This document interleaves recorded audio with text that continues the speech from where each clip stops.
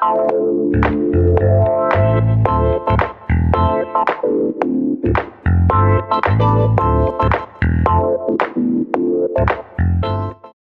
and welcome back to London. Sex and corruption scandals would be enough to kill most careers, let alone political ones, yet somehow Silvio Berlusconi has clawed his way back into the Italian election race. I've been to the offices of Open Europe to discuss the implications of the Italian election. Before we get down to the nitty-gritty of the actual Italian election, I want to take a more general overview of politics in the Eurozone at the moment.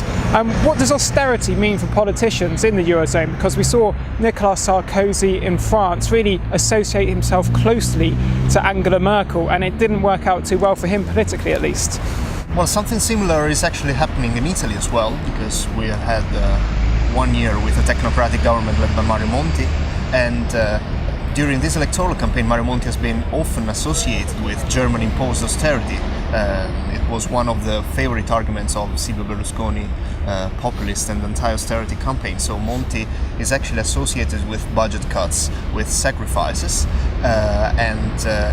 well, he could still play an important role after the elections, but he has no chances of an outright victory. And it's also interesting to see that 5 of the main political parties in Italy have been campaigning on a pledge to put an end to austerity, and these parties together are polling at around 50%, meaning that half of Italians, maybe more, are expected to vote against austerity.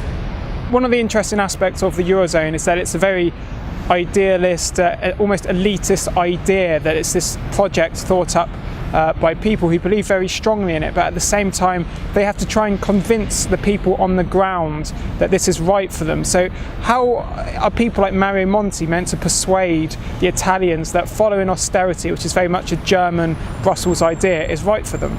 He's made some efforts in this sense, because he has always tried to convey the message that this is not because Europe is asking Italy to adopt austerity policies, but that's because Italy needs some budget discipline for its own good.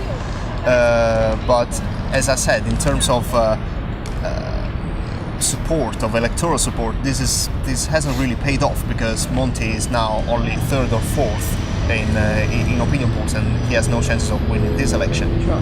Yeah, let's now focus on the actual candidates themselves. As you said, the anti-austerity vote is proving, or anti-austerity campaign is proving popular.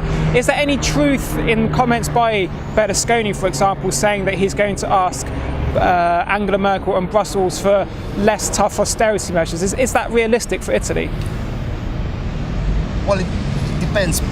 Berlusconi doesn't really have much credibility at the international level, but again, he's a very good communicator, and it can talk to the stomach of voters, if you like.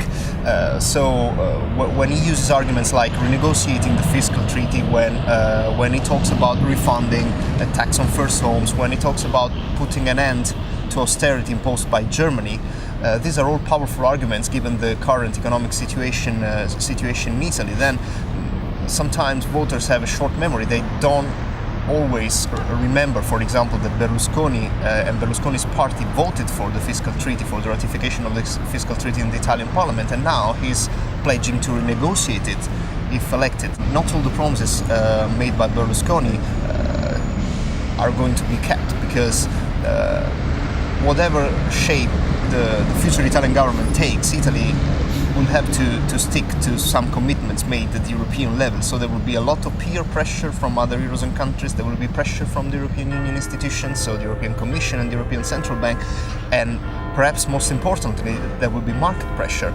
So the next Italian government should not be able, I think, to put an end magically to fiscal discipline. Yeah, but even Mario Monti, to some degree, has called for the loosening of austerity, hasn't he?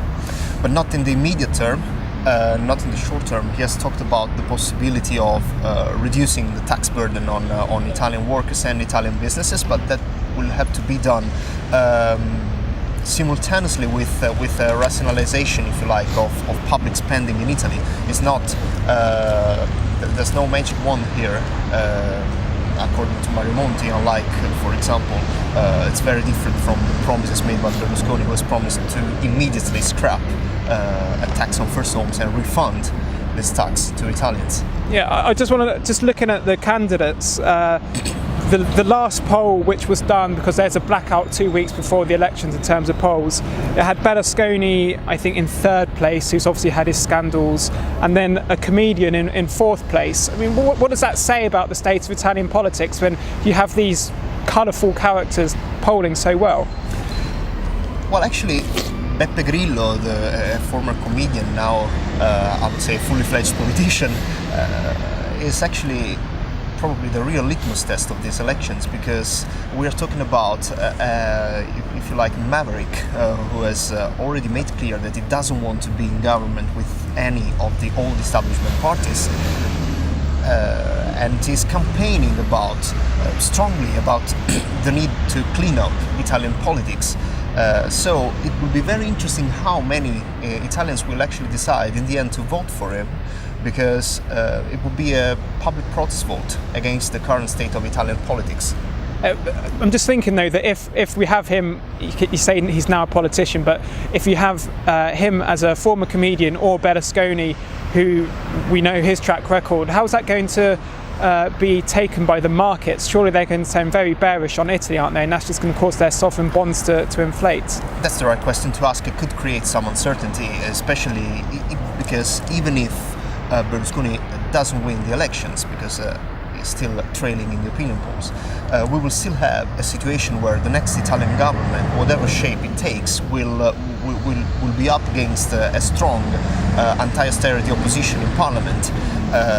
So it will be interesting to see how all of this will play out. Okay, and just to finish off, what are your predictions for this election? Who do you think is going to be most like? Who are the parties most likely to be able to form a coalition? I think, based on the latest opinion polls available, the most likely outcome could be a coalition between Pierluigi Bersani, so the centre-left Democratic Party, and his centre-left coalition with Mario Monti, possibly. The centre-left coalition could win an outright victory in both chambers of the Italian Parliament, or it could need some support to achieve a majority in the Italian Senate. In that case, I think Mario Monti's pro-reform centrist bloc would be the obvious candidate to team up with Bersani and form a government. That wouldn't be a bad outcome at all, although there are some domestic issues to be settled. For example, Monti has strong reservations about being in government with a smaller left-wing party called Left, Freedom and Ecology, who is Bersani's main ally at the moment. So there are some issues still to be ironed out, but I think an agreement between the two is possible. Well, some really great insight there from Vincenzo. Stay tuned to Dukascopy TV for more quality interviews, but for now, goodbye.